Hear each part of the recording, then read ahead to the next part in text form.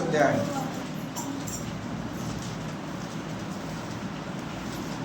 As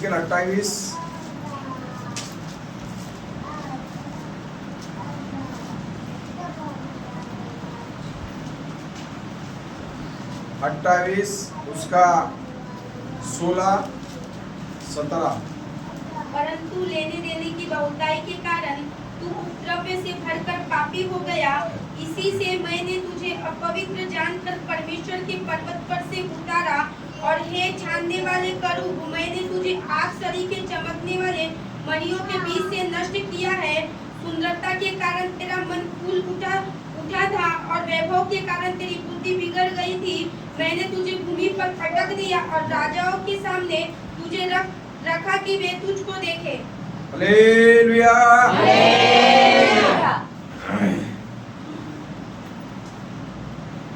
यहाँ पर हम परमेश्वर का वचन से देखते हैं।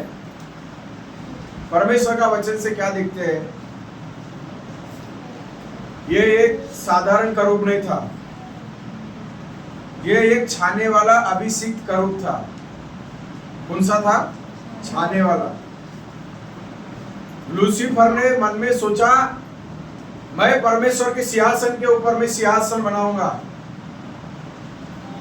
मैं उसके सिंहासन के ऊपर चढ़ूंगा, मैं उसका सिंहासन को हड़प लूंगा।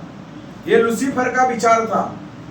लेकिन छाने वाले अभिषेक का करूब का विचार क्या था? उसका एक अलग अभिषेक परमेश्वर ने पहले से करके रखा था। इसलिए 16 और 17 में कहता है, हे छाने वाले करूब, तू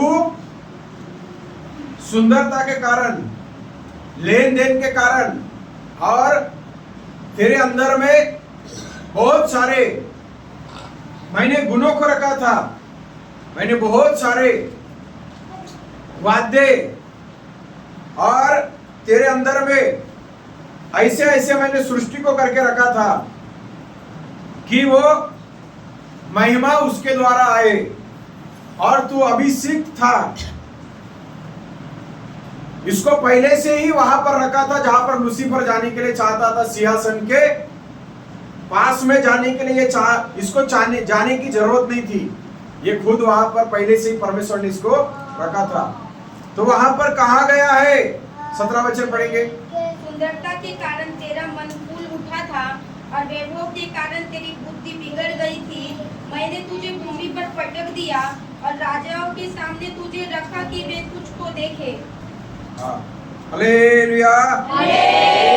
उसका हम 28 वचन पढ़ेंगे। 28 अध्याय उसका 3 वचन पढ़ेंगे। तू दानियल से अधिक बुद्धिमान तो है, कोई भेद तुझसे छिप नहीं तू दानियल से अधिक बुद्धिमान तो है, कोई भेद तुझसे छिपा ना होगा। क्या लिखा है यहाँ पर? यहाँ पर कहता है तू दानियल से भी बुद्धिमान। मतलब एक दूत को इतनी बुद्धि दिया, उसका गलत उपयोग उसने किया। कौन सी बुद्धि दिया परमेश्वर ने? वो जो है, परमेश्वर ने उसको इतनी बुद्धि दिया और इतना ज्ञान दिया हमारे संचालन के लिए, हमें चलाने के लिए।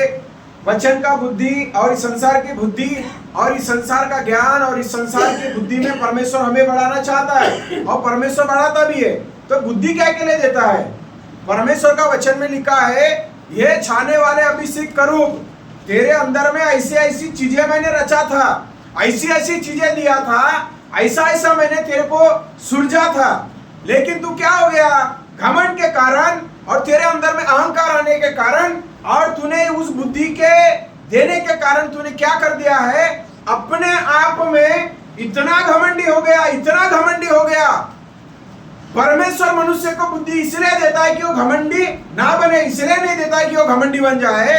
लेकिन परमेश्वर इसलिए बुद्धि देता है वहां पर संचालन करने के लिए, चलाने के लिए, हमारे जीवन को बनाने के लिए और वचन का आत्मिक और वचन की समझ और परमेश्वर के आत्मिक बातों का ज्ञान का बुद्धि भी परमेश्वर हमें देता है। और परमेश्वर हमें बुद्धि के द्वारा चलाता है, आत्मा के द्वारा चलाता है। उसके वचन की बुद्धि भी परमेश्वर देता है। ये करूब की बुद्धि भी बिगड़ गई थी। क्या हो गई थी? तेरे सुंदरता के कारण, तेरे बुद्धि के कारण और तेरे अंदर में उसके जितने भी परिणाम थे, तूने सब क्या कर दिया है? खो दिया है, क्योंकि तेरे अंदर में घमंड आ गया। आज इस संसार में परमेश्वर ने बुद्धि दिया, ज्ञान दिया, सामर्थ दिया। परमेश्वर ने हमें चलने के लिए दिया, हमें प्रभु में बढ़ने के लिए दिया, हमें प्रभु के वचन में, परमेश्वर के आत्मिक कामों में, परमेश्वर के ज्ञान में और परमेश्वर के वचन में बने रहने के लिए परमेश्वर हमें बुद्धि देता है। हमें उस बुद्धि का दुरुपयोग, इस करूब ने बुद्धि का दुरुपयोग किया। वहां पर लिखा है, पवित्र परमेश्वर का जो भक्त था, दानियल अति प्रिय पुरुष था, उसके नाम का उल्लेख करके दिया है। क्योंकि वहां पर लिखा है, हे दानियल, तेरे अंदर में, दानियल के पुस्तक में लिखा है, तू परमेश्वर के लिए क्या बन गया? अति प्रिय पुरुष बन गया। तेरे उसके अंदर में प्रवीणता की और बुद्धि की आत्मा थी। किसके अंदर में? दानियल के अंदर में। उससे भी बढ़कर करूब के अंदर में भी क्या है? बुद्धि की कमी नहीं है। वहां पर बोला है बुद्धि दिया, वहां पर बोला है ज्ञान दिया। तो तेरा मन क्या हो गया? भूल गया। आज संसार में परमेश्वर ने बुद्धि दिया, ज्ञान दिया, परमेश्वर ने शिक्षित किया। परमेश्वर ने आपको अगर वचन का और इस संसार में रहने के समय कोई बातों का टैलेंट दिया है, कोई बातों की, वहां पहले लिखा है सुंदरता के कारण। मनुष्य को सुंदरता क्यों दिया है? घमंड करने के लिए नहीं दिया है। मनुष्य को परमेश्वर ने बढ़ाया क्या के लिए? घमंड करने के लिए नहीं है। परमेश्वर ने हमें इस संसार में बुद्धि और ज्ञान इसलिए दिया है कि परमेश्वर के सामने में हम नम्र और दीन बन जाए। हम घमंडी बनने के लिए परमेश्वर ने नहीं दिया है। हम परमेश्वर के वचन में, परमेश्वर के सामर्थ्य में, परमेश्वर के बातों में, इस संसार में जितनी भी बातें परमेश्वर हमारे जीवन में देता है ना, वो मनुष्य को अपने आप को छोटा बनाने के लिए, अपने आप को प्रभु के आगे में लाने के लिए, परमेश्वर के आगे में अपने आप को ढालने के लिए परमेश्वर देता है। वहां पर क्या लिखा है? तुझे क्या दिया था? सुंदरता दिया था। 17 वचन में क्या पढ़े? 28 के 17 में, तेरा मन क्या हो गया है? सुंदरता के कारण फूल उठा। पढ़िए। सुंदरता के कारण तेरा मन फूल उठा था, और वैभव के कारण तेरी बुद्धि बिगड़ गई थी। मैंने तुझे भूमि पर पटक दिया और राजाओं के सामने तुझे रखा कि वे तुझको देखे। अभी हम रोमियो की पुस्तक, उसका 2 अध्याय, उसका 4 वचन पढ़ेंगे। क्या तू उसकी कृपा और सहनशीलता और धीरज धन को तुच्छ जानता है? क्या यह नहीं समझता कि परमेश्वर की कृपा तुझे मन फिराव को सिखाती है? Hallelujah, hallelujah. परमेश्वर की कृपा क्या सिखाती है? मन फिराव को सिखाती है। क्या सिखाती है? मन फिराव को सिखाती है। 4 में क्या लिखा है?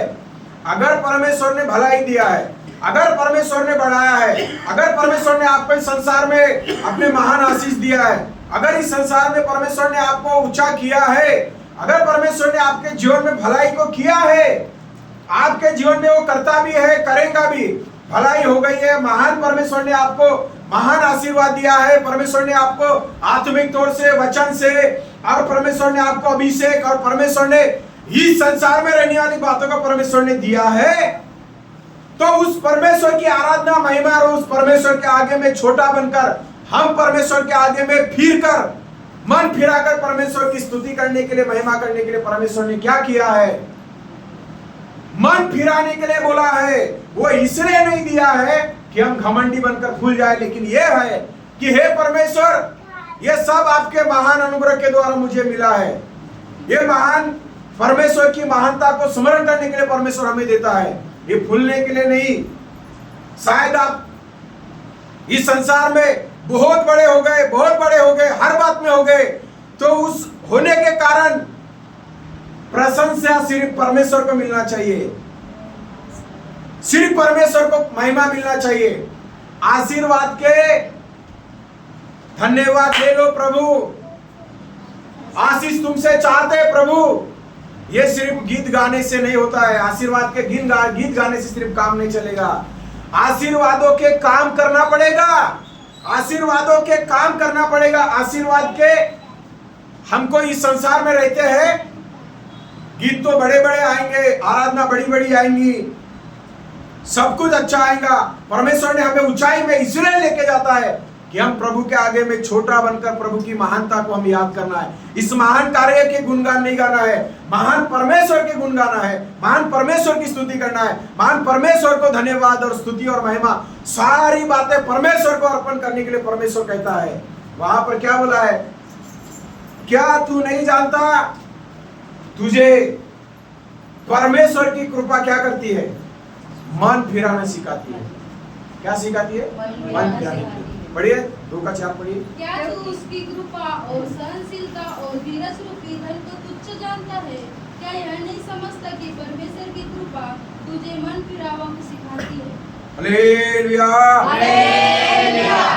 परमेश्वर हमारी प्रार्थना सुना, आपकी प्रार्थना सुना, किसी व्यक्ति की प्रार्थना सुना, इस दुनिया में कोई भी व्यक्ति हो, तो इसके लिए ये नहीं है कि हमने बड़ी सामर्थ्य और पावरफुल प्रार्थना किया है, लेकिन मन फिराया, प्रभु के पास में आए और प्रभु को बोले, हे प्रभु मैं अयोग्य मनुष्य हूँ, मेरे जीवन में कोई खूबी नहीं, कोई लायकत नहीं, ये आपकी दया और ये आपकी कृपा है परमेश्वर कि आपने मेरी प्रार्थना सुनी है। आपने पावरफुल प्रार्थना किया, आपने इंग्लिश में प्रार्थना किया, आपने बड़ी बड़ी प्रार्थनाएं किया, आपके मुंह से शब्द निकले, आपके अंदर में टैलेंट है इसलिए उसका उत्तर नहीं दिया।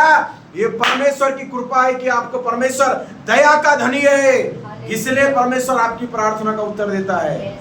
आपको बढ़ने के लिए उत्तर, आपको परमेश्वर प्रार्थना में संतुष्ट करने के लिए उत्तर इसलिए देता है, आपकी काबिलियत के कारण नहीं, लेकिन हे प्रभु मैं जिस अवस्था में था उसमें से मुझे बाहर निकालकर आपने मेरे ऊपर तरस खाया, दया किया। तो परमेश्वर की कृपा हमें क्या सिखाती है? मन फिराना सिखाती है। हमारे अंदर में कोई भी प्रकार का अगर घमंड है, सुंदरता का घमंड, पहले बोला तेरा घमंड चूर चूर इसलिए हो गया क्योंकि तेरे अंदर में ऐसा लग रहा था कि मेरे से सुंदर कोई नहीं है। हे छाने वाले करो, तू कहता था मन में मैं सुंदर हूं। आज संसार में, चर्च में, दुनिया में कितने सारे मसीह भाई बहन हैं, सुंदरता के कारण क्या होता है? मन फूल उठता है। कौन सी सुंदरता? ये संसार में कुछ समय के बाद में मिट्टी में जाने वाली है, मिट्टी के शरीर है। कौन सी वाली सुंदरता में फूल रहे? फूलने के लिए नहीं, छोटा होने के लिए परमेश्वर की कृपा बताती है। जो दिया, जो हमें मिला और उसमें हम फूल गए। ये छाने वाले करूब, दानियल के समान बुद्धि आई थी, तेरे अंदर में सुंदरता पाई थी, तेरे अंदर में परमेश्वर ने जो जो रचा था वो लूसीफर से भी बढ़कर था। लेकिन कौन सी वाली बात आ गई? तूने मन में क्या किया? मैं उससे अच्छा पवित्र हूं, मैं उससे अच्छा दिखने में, मेरे टैलेंट में, मेरे बुद्धि में, मेरे लेन देन में, मेरे व्यवहार में, मेरे सारे बातों में मैं क्या हूं? बुद्धिमान हूं, अच्छा हूं। ये क्या हो गया है? उसके जीवन में गिरावट का कारण लाया है। आपके जीवन में परमेश्वर गिरावट का कारण नहीं लाए। रोमियो 2:4 में कहता है परमेश्वर की कृपा हमें मन फिराने को सिखाती है। हमें परमेश्वर के सामने में मन फिरा कर ही आना है, परमेश्वर के आगे में समर्पण करना है। हे प्रभु, ऐसा अगर मैंने सोचा है, ऐसा मेरे जीवन में आया है, तो प्रभु मैं अपना मन फिराता हूं, मैं अयोग्य मनुष्य हूं। मैंने कुछ समय पहले बताया, आशीर्वाद के सिर्फ गीत गाने से काम नहीं चलेगा, आशीर्वादों के काम करना पड़ेगा, तब जाके हमें परमेश्वर आशीष देगा। धन्यवाद प्रभु, आपको धन्यवाद के काम करना पड़ेगा, प्रभु हमारे धन्यवाद को ग्रहण करना करेगा। हालेलुया, बोलो यीशु मसीह के। और हम वचन को पढ़ेंगे 28 अध्याय उसका 12 और 13 वचन। एजकेल 28, 12 और 13। हे मनुष्य के संतान, सोर के राजा के विषय में विलाप का गीत बनाकर उससे कह, परमेश्वर यहोवा यो कहता है, तू तो उत्तम से भी उत्तम है, तू बुद्धि से भरपूर और सर्वांग सुंदर है। तू परमेश्वर की अदन नामक बारी में था। तेरे पास आभूषण, मानिक, पद्यगा, राग, हीरा, फिरोजा, सुलेमानी मणि, यशब, नीलमणि, मरकंद और लाल सब भांति के मणि और सोने के पहरावे थे। तेरे डफ और बांसुरियां तुझ में बनाई गई थी। हालेलुया।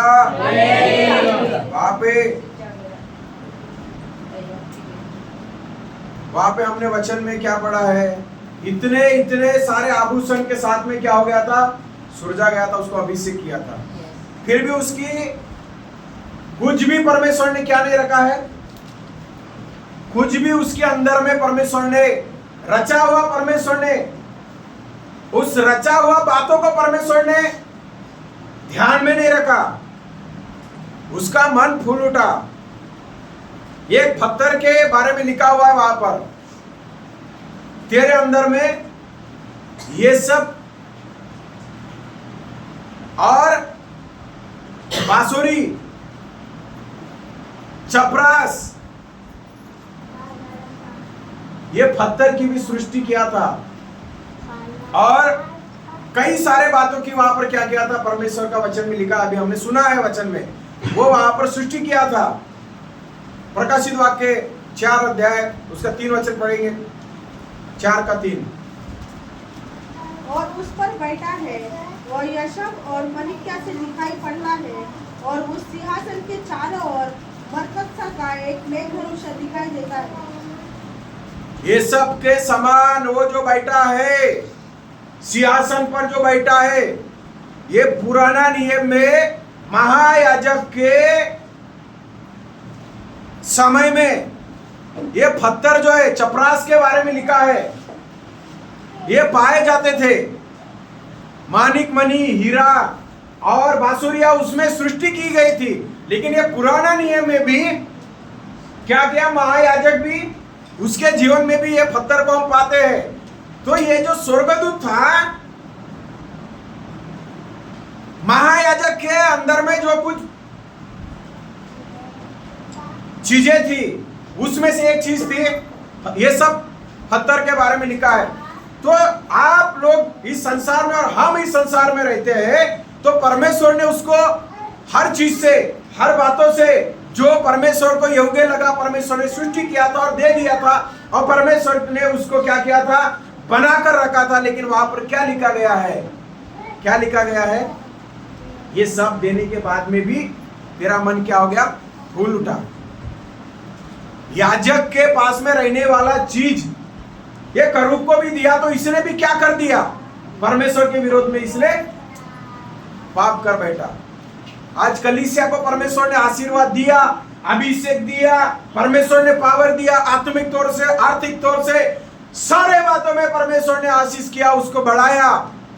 तो परमेश्वर का वचन क्या बोलता है? कि इसमें घमंड करना नहीं, हमारा परमेश्वर के आगे में छोटा बनना, दीन बनना, परमेश्वर के आगे में अपने आप को देना। क्योंकि वहां पर वचन में कहता है, ये सब का पत्थर और भी बहुत सारे चीजों को हम पढ़ते हैं, वो सब चीजें पढ़ेंगे तो बहुत सारा समय जाएगा। लेकिन अगर आपको आशीष चाहिए, आपको बढ़ना है, आपको ऊंचा उठना है, आपको प्रभु में और भी आशीषित होना है, तो आपको परमेश्वर के ऊपर में घमंड करना है, परमेश्वर की महिमा करना है, परमेश्वर को अपना जीवन का स्थान देना है, परमेश्वर को पुकारना है, परमेश्वर को महिमा करके परमेश्वर के लिए अपने आप को अलग करना है। और परमेश्वर को बोलना है, हे प्रभु, ये सब भलाई, ये सब कृपा मेरे जीवन में आपने दिया है, इसके मैं योग्य नहीं हूँ, सब कुछ आप ही आदर और महिमा के योग्य।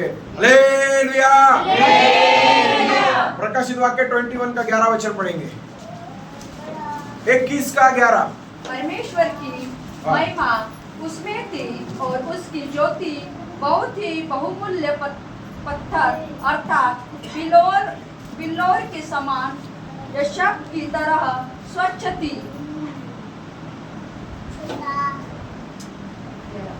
हाँ 11 और उसका 19। और उस नगर की नींवें हर प्रकार के बहुमूल्य पत्थरों से सवारी हुई थी।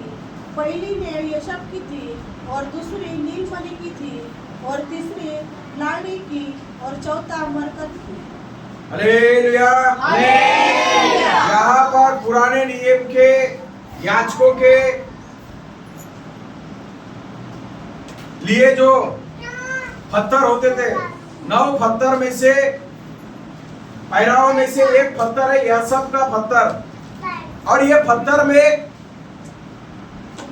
21 और 11 और 4 का 3 हमने इसको पढ़ा है, हमने इसको देखा है। तो अभिषेक करो, कोई भी चीज में कमी नहीं था, कोई भी चीज में कमी नहीं था। परमेश्वर ने जो बोला, परमेश्वर ने जैसा रचा, शुरुआत में मैंने बताया कि हे छाने वाले अभिषेक करूब, आज भी वो विषय है कि छाने वाला अभिषेक करूब, अभिषेक करूब, टॉपिक वचन का अभिषेक करूब। आज कलीसिया में परमेश्वर के अभिषेक की कमी है और अभिषेक में कमजोर है। आज सारे वर्तमान काल में जितने भी कलीसिया है, बहुत सारे कलीसियाओं के अंदर में अभिषेक की कमी है। यह अभिषेक की कमी हमारे जीवन में परमेश्वर पूरी करना चाहता है, लेकिन जब विश्वासी अपने आप को छोटा कर कर, जैसा कि वो कहता है कुछ भी परमेश्वर ने दिया है तो फूलने के लिए नहीं है, वो परमेश्वर की कृपा हमें मन फिराव को दिखाती है, बताती है, सिखाती है। ये मन फिरा कर जब आते हैं तो प्रभु हमें अपने कृपा से, अपनी सामर्थ से, अपने अभिषेक से और अपनी उस बड़े पावर से और बड़े सामर्थ के साथ में अपने लोगों को परमेश्वर कहता है मैं तुझे आशीष दिया है, मैं तुझे बढ़ाऊंगा, मैं तुझे इस संसार में रखने के समय में तुझे ऊंचा उठाऊंगा, तेरा नाम लेकर मैंने बुलाया है। माता के गर्भ में आने के पहले ही परमेश्वर ने आपको और मुझे चुन लिया है। कितनी बड़ी बात है, माता के गर्भ में आने के पहले ही परमेश्वर ने हमें चुन लिया है। यिर्मयाह की पुस्तक में और इफिसियों के पुस्तक में परमेश्वर के दास प्रेरित पौलुस क्या कहता है, मेरी माता के गर्भ में रचने के पहले ही आपने मुझे चुन लिया है। वो परमेश्वर हमें आशीष देना चाहता है। आपको कोई साधारण नहीं, आपको किसी पास्टर ने नहीं, किसी विश्वासी ने नहीं, किसी समुदाय ने नहीं, सर्वशक्तिमान परमेश्वर ने आपको आशीष और ब्लेसिंग करने के लिए चुना है और परमेश्वर ने आपको इस संसार में लाया है। इसीलिए आप लोग और हम लोग परमेश्वर के आशीषित लोग हैं। हालेलुया, बोलिए मैं परमेश्वर का आशीषित व्यक्ति हूँ। बोलिए आशीष कम हुआ क्या? मैं परमेश्वर का आशीषित व्यक्ति हूँ। एजकेल उसका 28 उसका 17 वचन पढ़ेंगे। एजकेल 28-17 वचन। सुंदरता के कारण तेरा मन फूल उठा था और विभव के कारण तेरी बुद्धि बिगड़ गई थी। मैंने तुझे भूमि पर पटक दिया और राजाओं के सामने तुझे रखे हुए तुझको देखे। हालेलुया, उसका 18 वचन। तेरे अधर्म के कामों के बहुतायत से और तेरे लेने देने की कुटिलता से तेरे पवित्र स्थान अपवित्र हो गए। इसलिए मैंने तुझमें से ऐसी आग उत्पन्न की जिससे तू भस्म हुआ और मैंने तुझे सब देखने वालों के सामने भूमि पर भस्म कर डाला।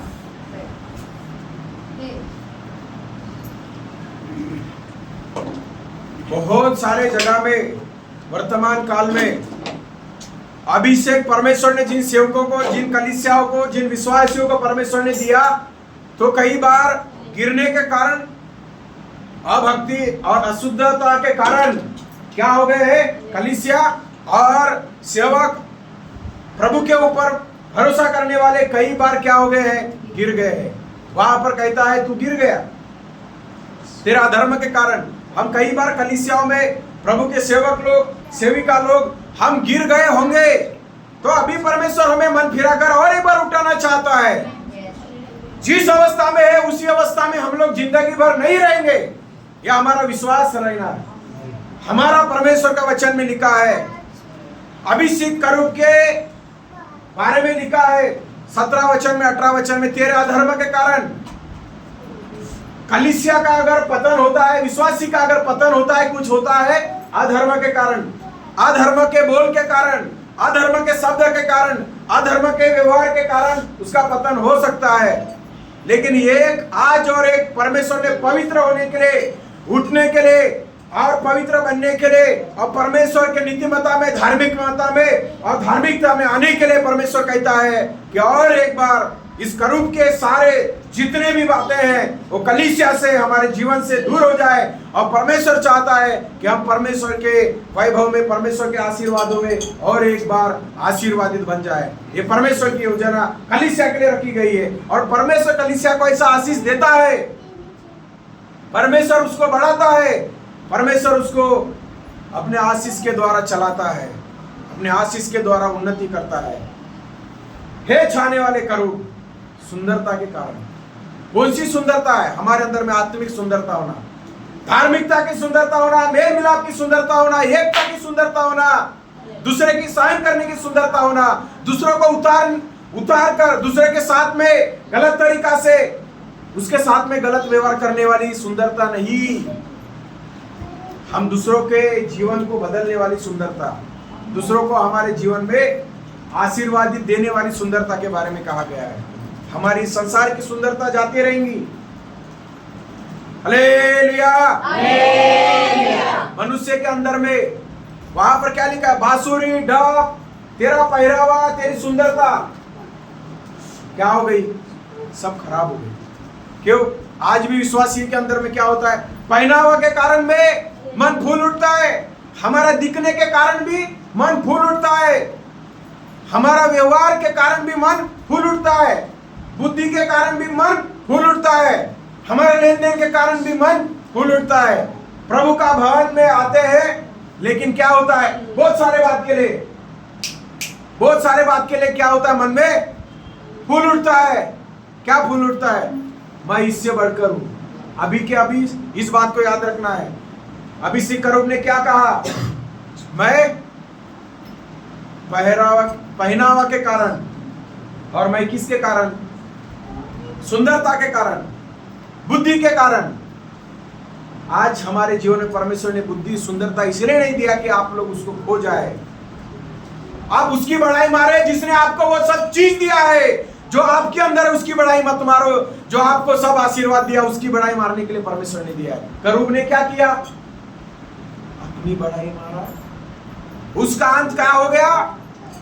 तू सीधा नीचे पृथ्वी में, धरती पे आ गया, तुझे पटक दिया गया, तेरे लिए कोई जगह स्वर्ग में नहीं रही, क्योंकि तूने क्या कर दिया था? परमेश्वर के विरुद्ध में क्या किया? पाप किया। कलीसिया परमेश्वर की ओर से है। परमेश्वर ने आपको नीचे पटकने के लिए नहीं, नीचे पटका हुआ शैतान को, सिर को कुचलने के लिए परमेश्वर ने आपको चुना है और आपको परमेश्वर उसमें बढ़ने के लिए बोला है। इसलिए हम लोग प्रभु में बढ़े।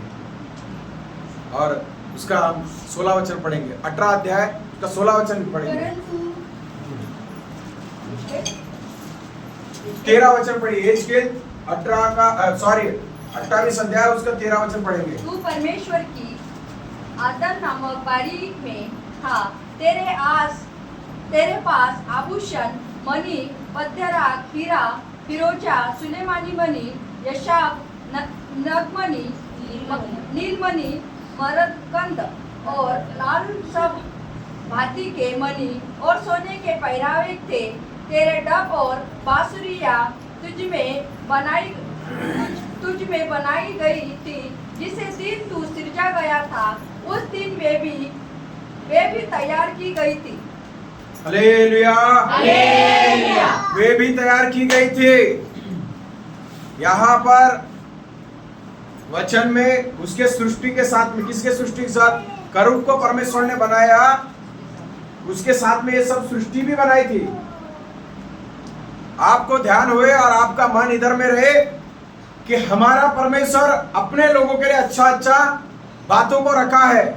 अच्छी बातें प्रभु के ओर से रखकर हम परमेश्वर से आशीषित पाए, हम परमेश्वर को प्रसन्न करें।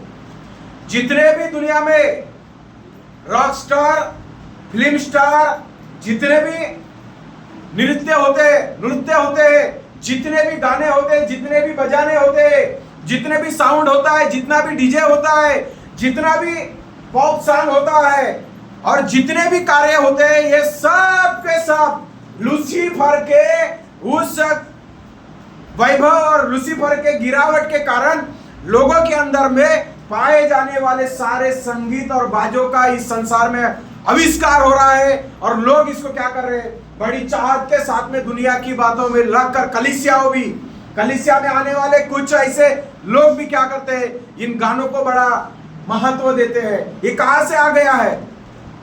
इसको परमेश्वर ने सृष्टि नहीं किया।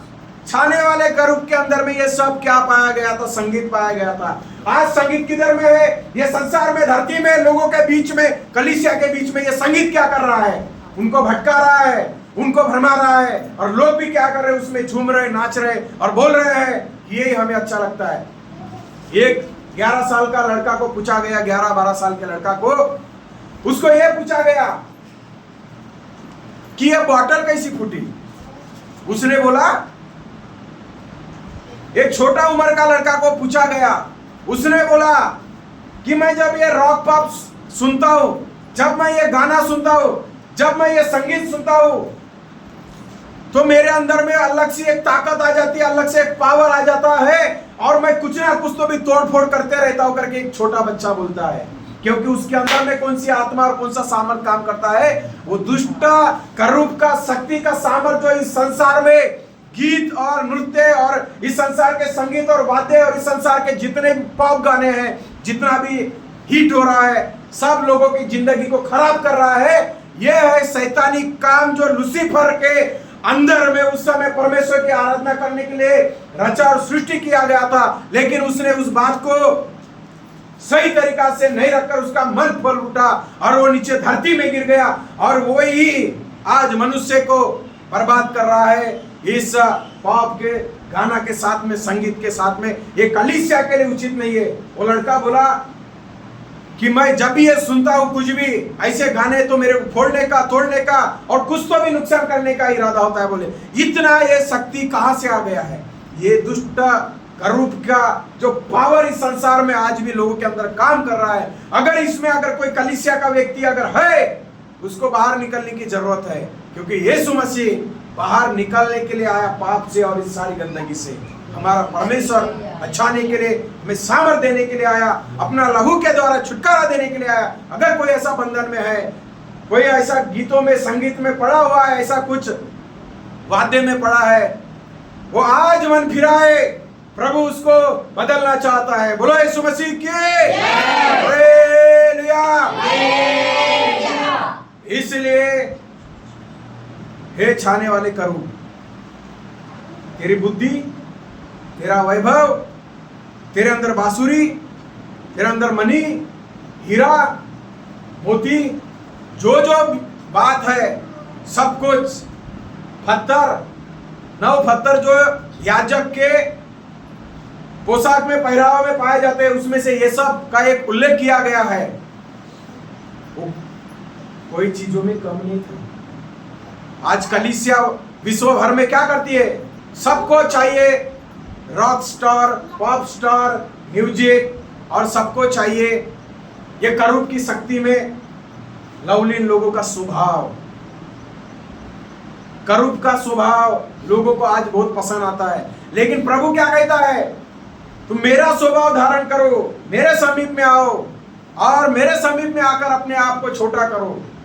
जो अपने ऊपर में घमंड करता है सुंदरता के कारण या और कोई चीज के कारण, बुद्धि के कारण, वो घमंड हमारे को नाश करेगा, वो गिरा देगा। हमारा प्रभु एकदम सुंदर है। वो 10,000 में परम सुंदर है, लाखों में सुंदर है। वो सुंदर है, इसलिए आप लोग भी सुंदर है। आप अपने में सुंदर है क्योंकि आपके अंदर में यीशु मसीह सुंदर है। हालेलुया। इसलिए करूब भी सुंदर नहीं है। संसार में कितने भी वर्ल्ड में, विश्व में जितने भी सुंदरता प्रतियोगिताएं होती है, अगर कोई सुंदर है, ये संसार में दिखने वाली सारे वस्तुएं थोड़े समय के लिए सुंदर है, ये सब चली जाएंगी। हमारा प्रभु राजाओं का राजा, वो बादलों में एक दिन आने वाला है। वो इतना सुंदर है, वो इतना महिमा में भरा हुआ है। वो इतना ज्योतिमय है, उसकी तुरी फूकी जाएंगी, उसका शब्द सुनाई देगा।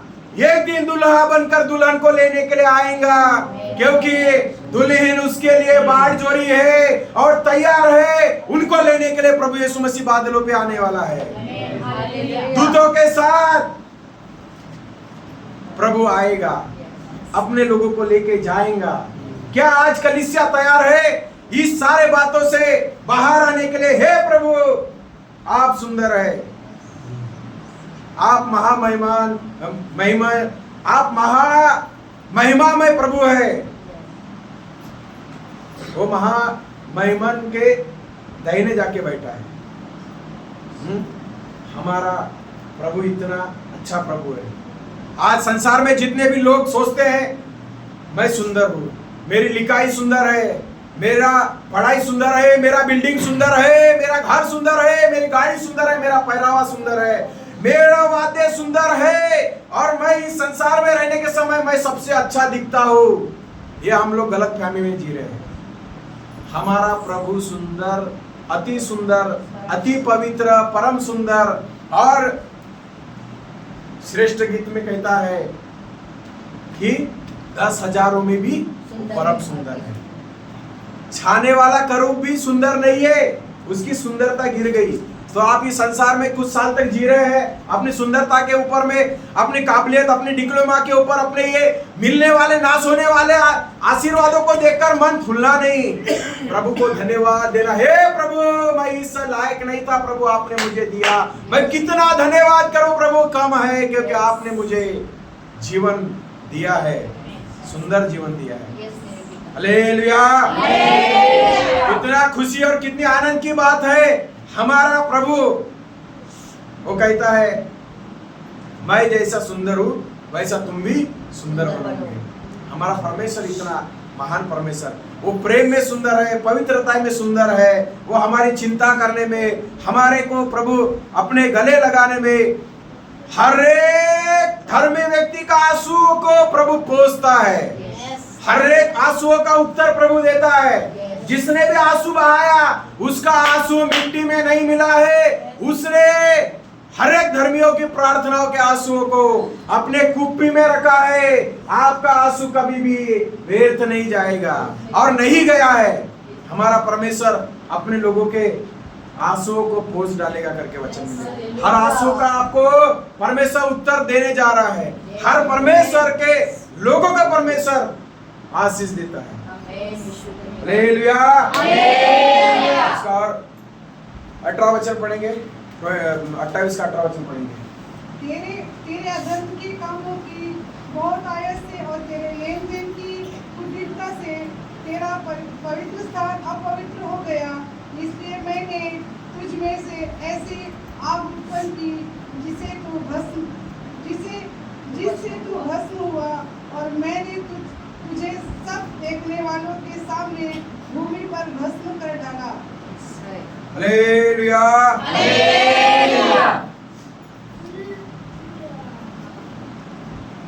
प्रभु का वचन में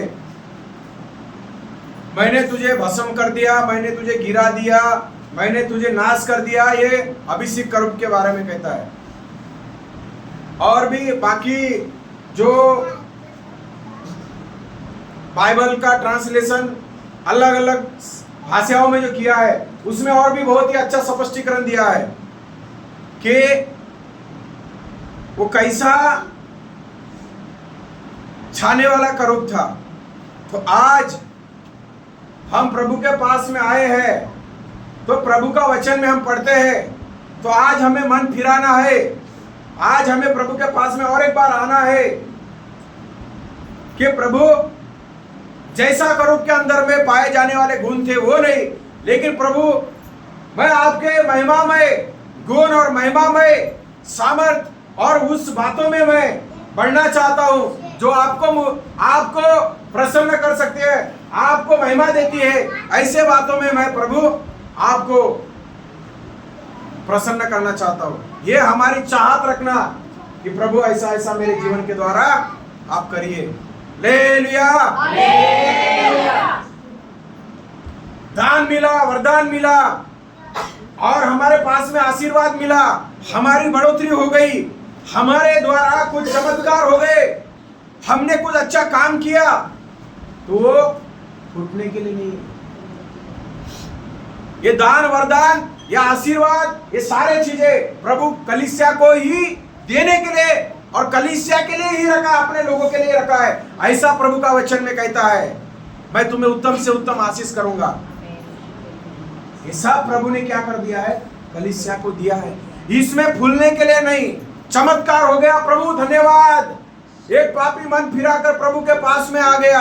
आपको परमेश्वर ने अद्भुत तरीका से इस्तेमाल किया, आपको परमेश्वर ने सारे आशीर्वादों से दे दिया है, तो उसके लिए आपका मन में घमंड नहीं आना, आपके मन में एक प्रभु के प्रति नम्रता आना कि प्रभु मैं इस योग्य नहीं, प्रभु जी आपने मेरे जीवन में जो आशीर्वाद दिया है वो सब आपको महिमा मिलने के लिए दिया है। प्रभु ये सारे विश्वासी के अंदर में आज अगर हम पाते हैं तो हमारा परमेश्वर जितना आशीष दिया उससे डबल आशीष आपको और भी देते रहेगा, देते जाएगा।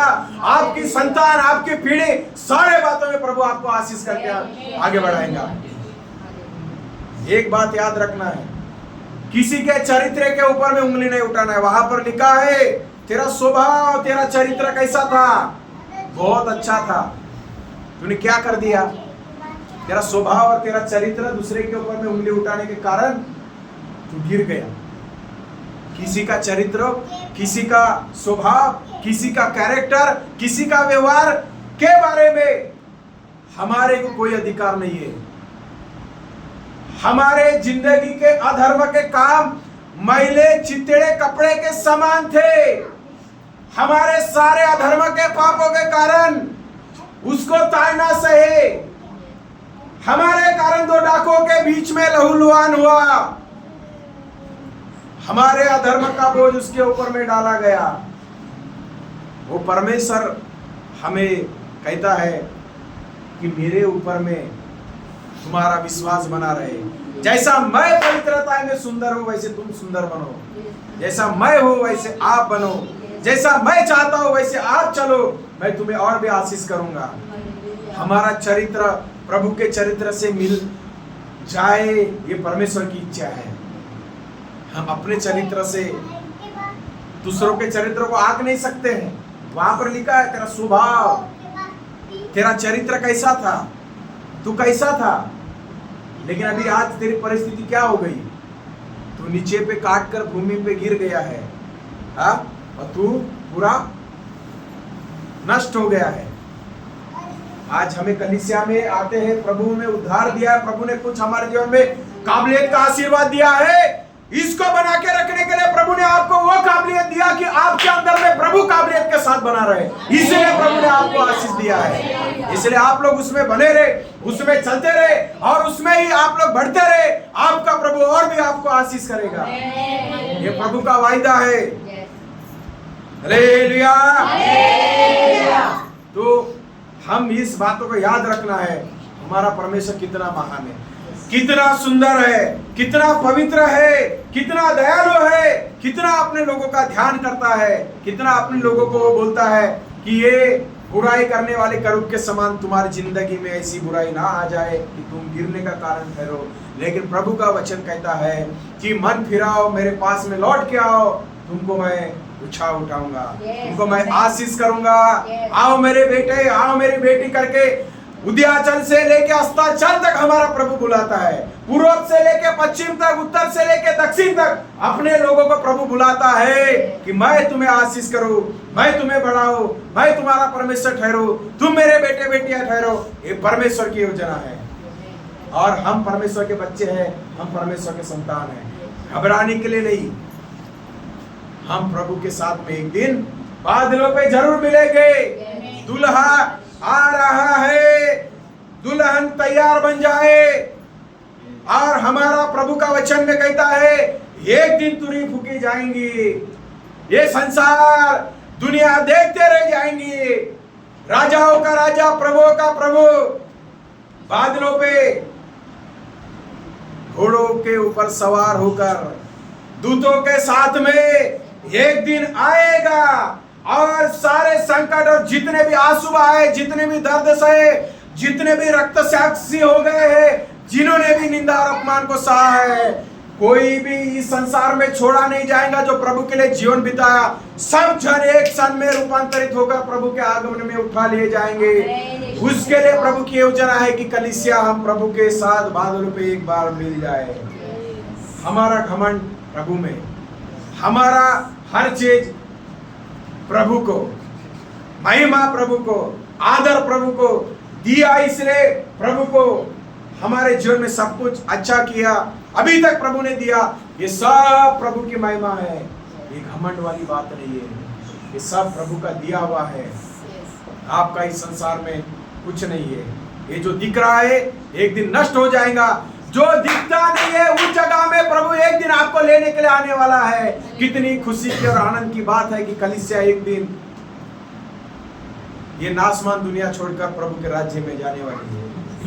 आज क्या आप अपने आप को तैयार कर रहे हैं तो प्रभु एक दिन आपको जरूर लेने के लिए आ रहा है। सबके आंसू पोंछ डालेगा, सब जन दुख से आजाद हो जाएंगे। हर बीमारी, हर संकट, हर विरोध, हर प्रकार का पाप और अंधकार दूर रहेगा। हमको प्रभु अपने राज्य में एक दिन लेके जाएगा और वो समय दूर नहीं है, वो समय नजदीक है, आ गया है। इसलिए हम लोग अपने आप को तैयार करना है। कोई भी चीज में घमंड नहीं करना है। घमंड किया तो हमारा आशीर्वाद रुक जाएगा। हमारा प्रभु बहुत अच्छा है, हमारा प्रभु बहुत सुंदर है। हालेलुया। प्रभु हमको इस वचन से आशीष करे। आइए अपने